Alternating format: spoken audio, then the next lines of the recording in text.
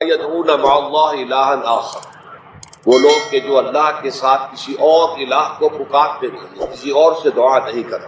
ولا یقتلون النفس التي حرم اللہ الا بالحق، نہیں انسانی جان کو قتل کرتے ہیں جسے کہ اللہ نے محترم قرار دیا ہے مگر حق کے ساتھ، یعنی کوئی قانون کی دفعہ ان کے اوپر لاگو ہو جائے تو بات دوسری ہے۔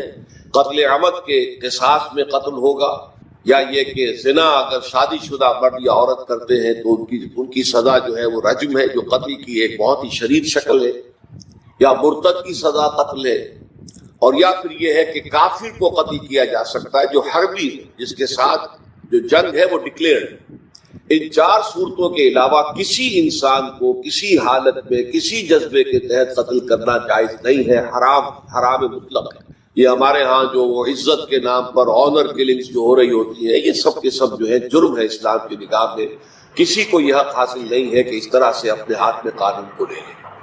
لیکن اس کے بعد فرمایا تھا کہ جو لوگ یہ کام کرتے ہیں تو پھر یہ ہے یلقا اسامہ، وہ اس کی پاداش بھگت کر رہے ہیں۔ یضاعف لہ العذاب یوم القیامہ، ان کے لیے قیامت کے دن عذاب دگنا کر دیا جائے گا، بڑھا دیا جائے گا۔ ویخلد فیہ مہانا، اور وہ رہیں گے اس میں ہمیشہ ہمیش نہایت ذلت کے ساتھ، رسوا ہو کر۔ الا من تاب وآمن وعمل عملا صالحا، اس میں استثناء ہے کہ جو توبہ کرے اور تجدید ایمان کرے یا ایمان لائے۔ اگر پہلے کافر تھا تو ایمان لائے گا، اور اگر پہلے مسلمان تھا لیکن یہ کہ یہ گناہ سرزد اس سے ہوا تو گویا کہ ایک طرح کے کفر میں وہ داخل ہو گیا تھا، ایمان حقیقی سے محروم ہو گیا تھا، تو گویا کہ تجدید ایمان کرے۔ الا من تاب وآمن وعمل عملا صالحا، اور پھر اس کا عمل تبدیل ہو جائے، عمل درست ہو جائے، غلط کام کو فی الواقع چھوڑ دو۔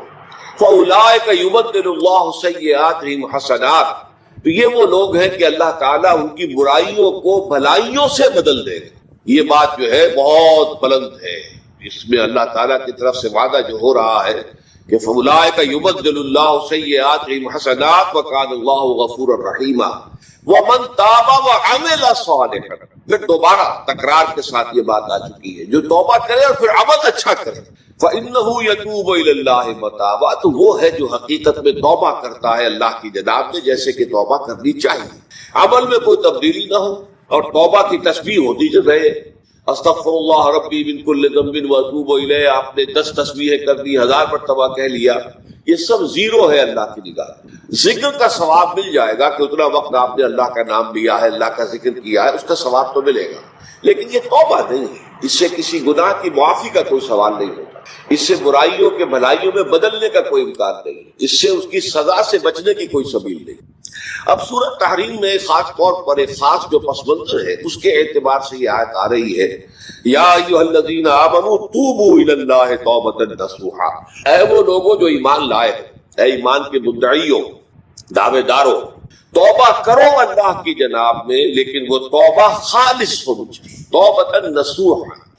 اس سورہ مبارکہ کے پس منظر کو نوٹ کیجئے تو اس میں ایک خطائے اجتہادی کہہ لیجئے حضور سے ہو گئی تھی صلی اللہ علیہ وسلم، اگرچہ وہ خطا جانب خیر میں تھی، اچھے کام کے لیے تھی، برے کام کے لیے نہیں تھی، کہ آپ نے اپنے ازواج مطہرات کی دل جوئی کے لیے ایک شے جو اللہ کی طرف سے آپ کے لیے حلال تھی اس کو استعمال نہ کرنے کی قسم کھا لی، تو اس پر حضور کو روکا گیا، یا ایھا النبی لم تحرم ما احل اللہ لک تبتغی مرضات ازواجک، اے نبی کیوں آپ اپنے اوپر حرام ٹھہراتے ہیں وہ شے جو اللہ نے آپ کے لیے حلال قرار دی ہے؟ کیا آپ اپنی بیویوں کی رضا جوئی کے لیے ایسا کر رہے ہیں؟ واللہ غفور رحیم، اللہ غفور ہے، رحیم ہے، اللہ نے آپ کی اس خطا سے درگزر کیا ہے، لیکن قد فرض اللہ لکم تحلۃ ایمانکم، اللہ تعالیٰ نے راستہ تمہارے لیے کھول دیا ہوا ہے کہ ایسی قسموں کو کھولا جا سکتا ہے، جس کے لیے کہ سورہ مائدہ کے اندر کفارہ دے دیا گیا ہے۔ تو گویا کہ حضور کو یہاں حکم دیا جا رہا ہے کہ آپ اپنی اس قسم کا کفارہ دیجئے، قسم کا، اور یہ جو قسم ہے اس کو کھول دیجئے۔ نمبر 2 پہ پھر 2 ازواج مطہرات کا معاملہ آیا کہ حضور نے ایک راز کی بات کہی ایک زوجہ محترمہ سے، لیکن انہوں نے وہ راز جو ہے وہ دوسری زوجہ محترمہ کو پہنچا دیا جن میں زیادہ آپس میں قریبی تعلق تھا، تو گویا کہ یہ بھی ایک طرح سے خیانت ہو گئی، اس لیے کہ راز جو ہے وہ تو ایک امانت ہوتا ہے، اور خاص طور پر عائلی زندگی میں میاں بیوی کے درمیان کے جو معاملات ہوتے ہیں وہ تو بہت ہی رازداری پر مبنی ہوتے ہیں، اس لیے ان میں سے کوئی چیز جو ہے جس کو خاص طور پر کہا گیا ہو کہ یہ ایک راز کی بات ہے جو تم سے کہہ رہا ہوں، کسی اور سے کہنا نہیں ہے۔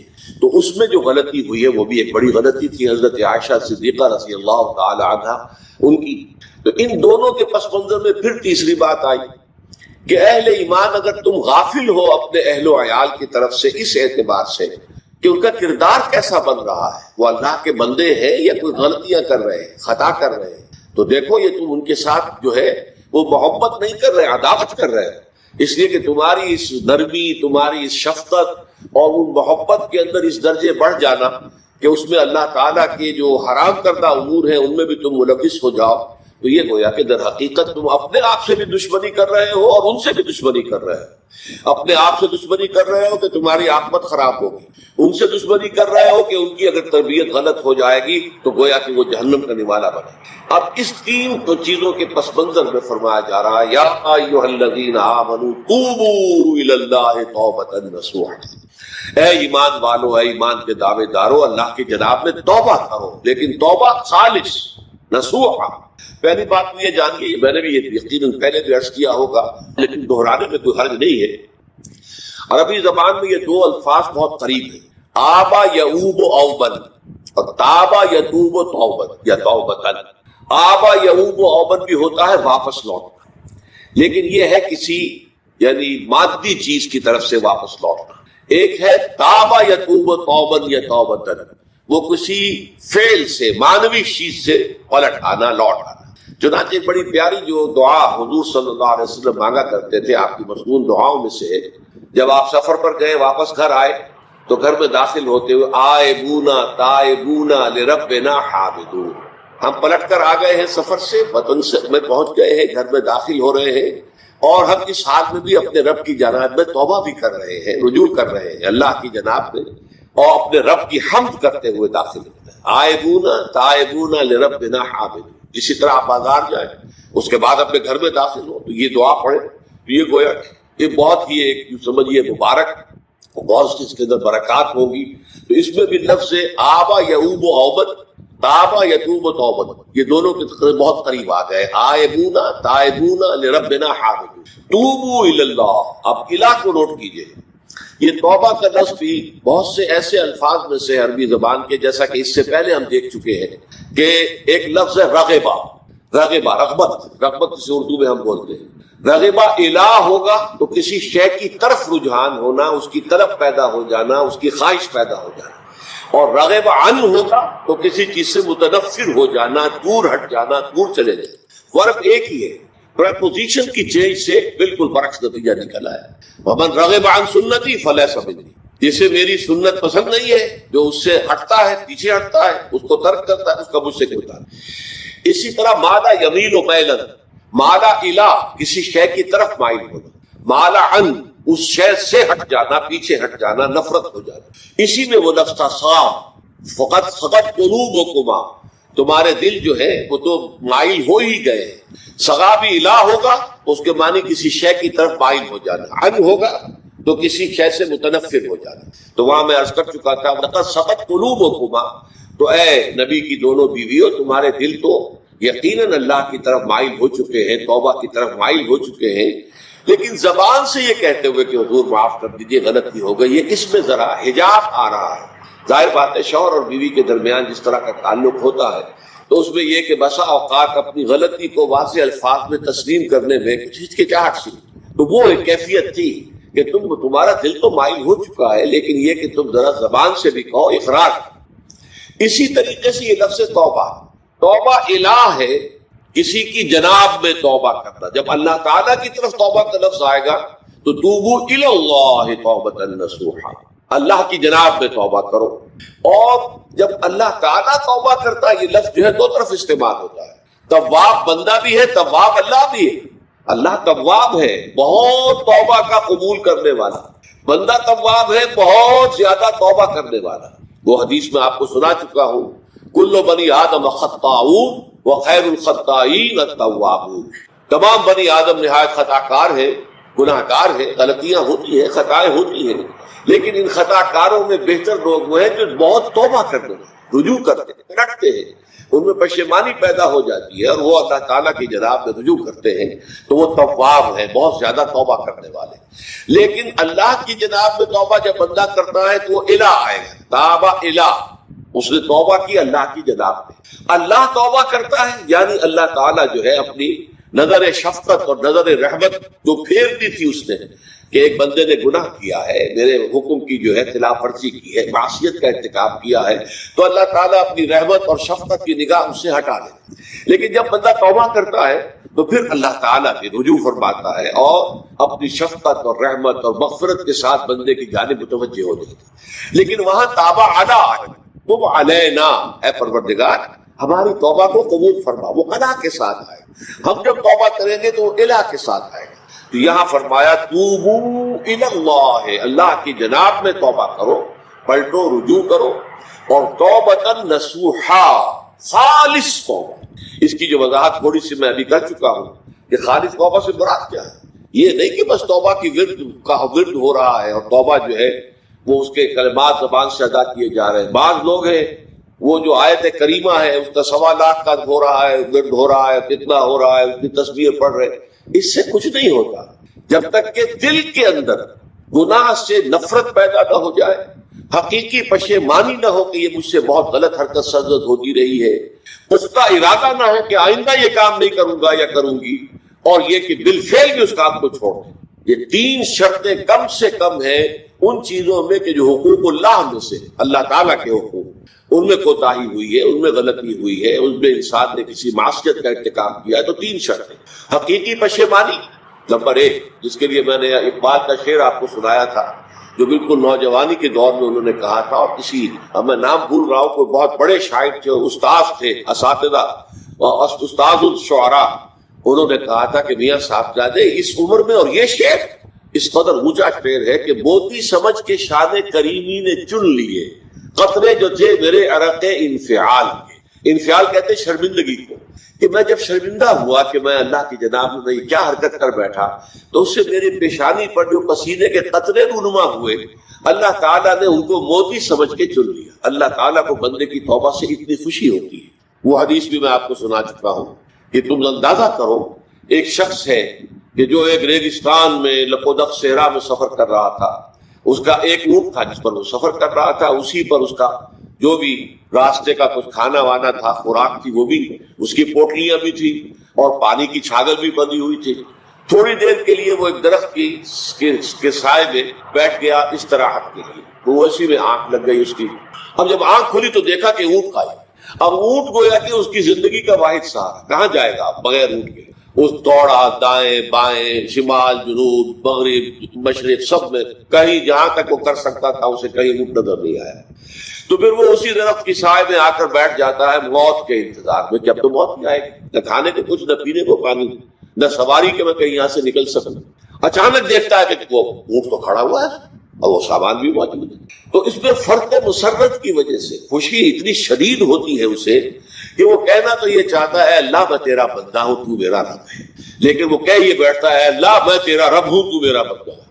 یعنی اتنا وہ اپنے اس میں حواس کھو بیٹھتا ہے خوشی کی وجہ سے۔ اتنی ہی خوشی ہوتی ہے اللہ تعالیٰ کو اپنے کسی گناہ گار بندے کی توبہ سے۔ اب آپ اندازہ کیجئے، یہ ہے جو تشبیہ حضور صلی اللہ علیہ وسلم نے توبہ کی عظمت کے لیے بیان کی۔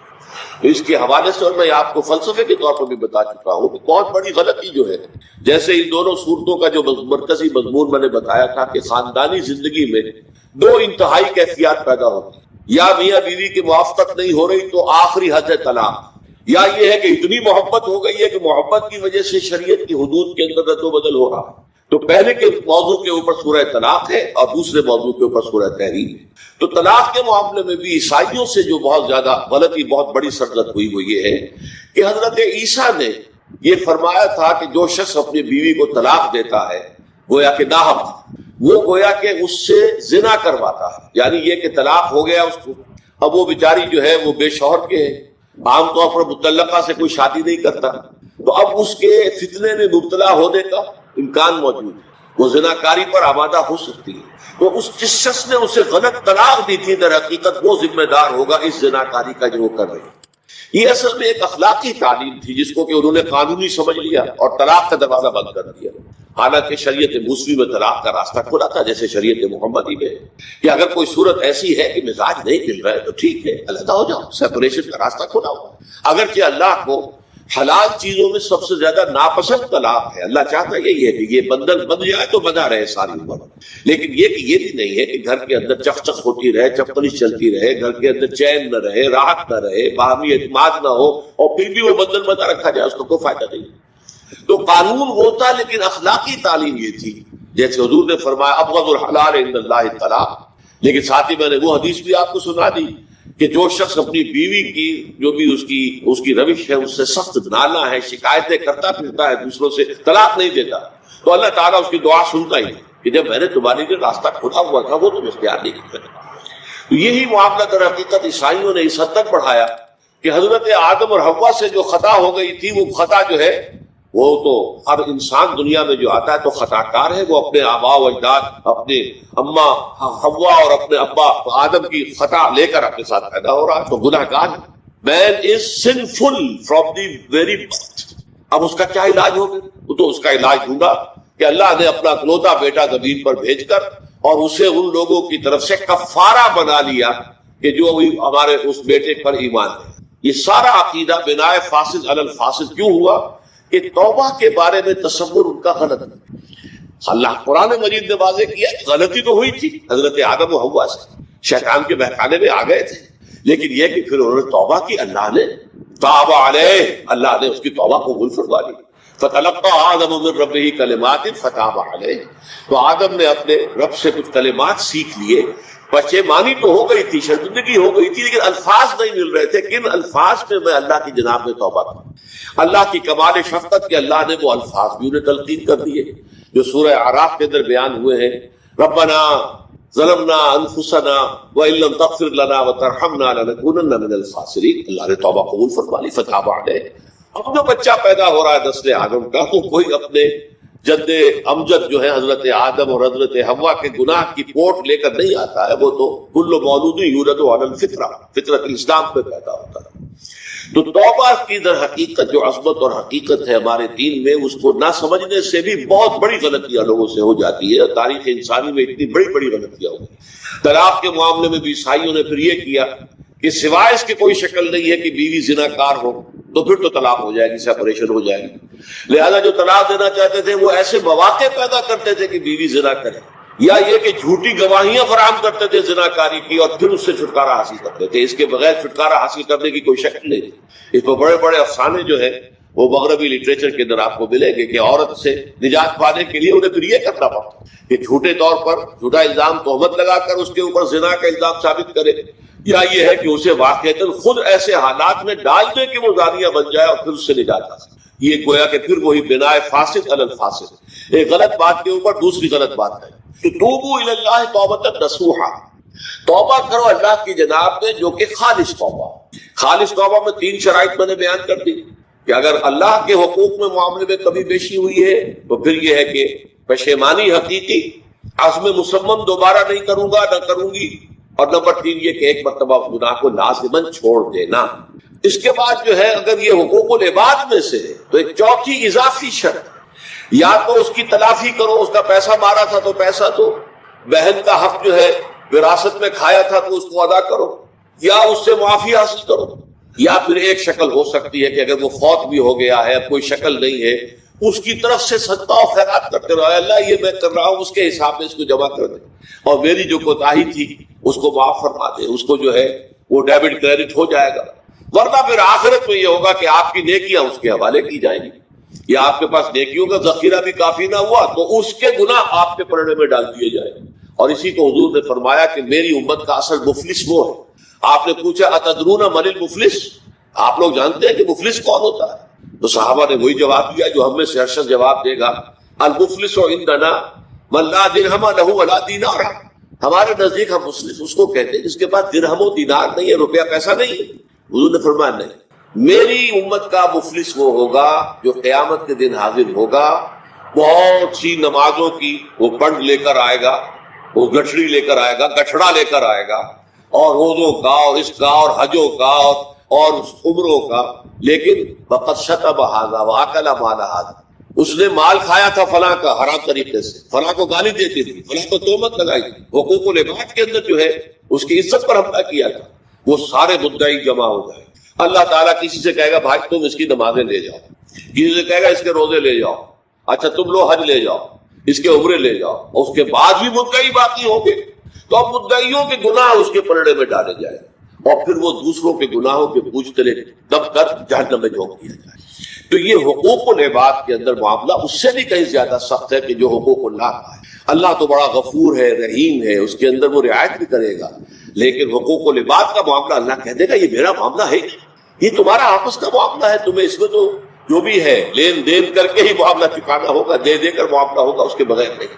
تو توبوا الی اللہ توبۃ نصوحا عسى ربکم ان یکفر عنکم سیئاتکم.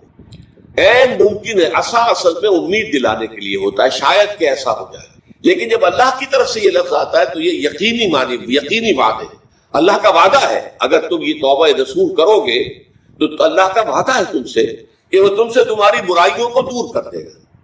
یہ تکفیر کے لفظ کو بھی سمجھ لیجئے، کفر کا اصل معنی ہے چھپا دینا، دبا دینا. اسی لیے گناہ کا کفارہ ہوتا ہے. آپ سے گناہ ہو گیا، آپ نے کفارہ دے دیا تو گناہ چھپ گیا، دب گیا، اس کے اثرات زائل ہو گئے، وہ آپ کے نامہ اعمال سے اس کو ختم کر دیا جائے گا. یہ ہے کفارہ، کفارہ.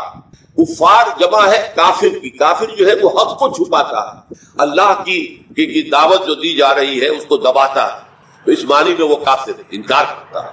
لیکن یہ کہ ایک کفران نعمت ہے، کسی نے آپ پر احسان کیا ہے اور آپ اس کا احسان نہیں مان رہے، آپ کے لیے دل میں اس کے لیے کوئی احسان بندی کے جذبات پیدا نہیں ہوئے، تشکر کا جذبہ پیدا نہیں، یہ کفران نعمت ہے.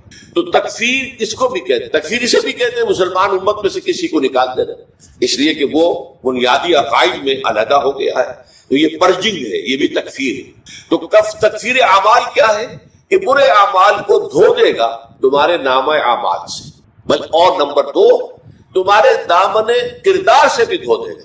جو غلطیاں تمہارے اوپر چلی آ رہی تھی، اتنے عرصے تک تم کرتے رہے ہو، تمہارا کردار جو ہے اس سے مقدر ہو گیا ہے، اس کے اندر جو ہے خرابی پیدا ہو گئی ہے، تو اللہ اس کو بھی دھو دے گا. تو دنیا میں بھی تکفیر کا اثر ہوگا کہ انسان کی اصلاح ہو جائے گی، اس کی سیرت و کردار جو ہے صحیح رخ پر آ جائیں گے. اور آخرت میں یہ ہے کہ اس کا جو اعمال نامے میں جو گناہ درج تھا وہ وہاں سے صاف کر دیا جائے گا، محو کر دیا جائے گا. یہ تکفیر 2 گناہ ہے. اور اس میں جو ہم سورہ الفرقان میں پڑھ کر آئے ہیں وہ اس سے بھی اگلی بات ہے. اولئک یبدل اللہ سیئاتہم حسنات. جہاں گناہ کا اندراج تھا وہاں اب نیکی کا اندراج ہو جائے. تمہاری سیرت و کردار میں جو گناہ کا پہلو تھا وہ اب نیکی کے پہلو میں بدل جائے گا. یہ تکفیر گویا کہ دنیا میں بھی اور آخرت میں بھی. عسیٰ ربکم، امید ہے اور اللہ کا وعدہ ہے کہ وہ تم سے تمہاری برائیوں کو دور کر دے گا. مطلب یہ کون انسان ہے جو برائی سے بالکل پاک ہے؟ کل بنی آدم خطاؤون وخیر الخطائین التوابون.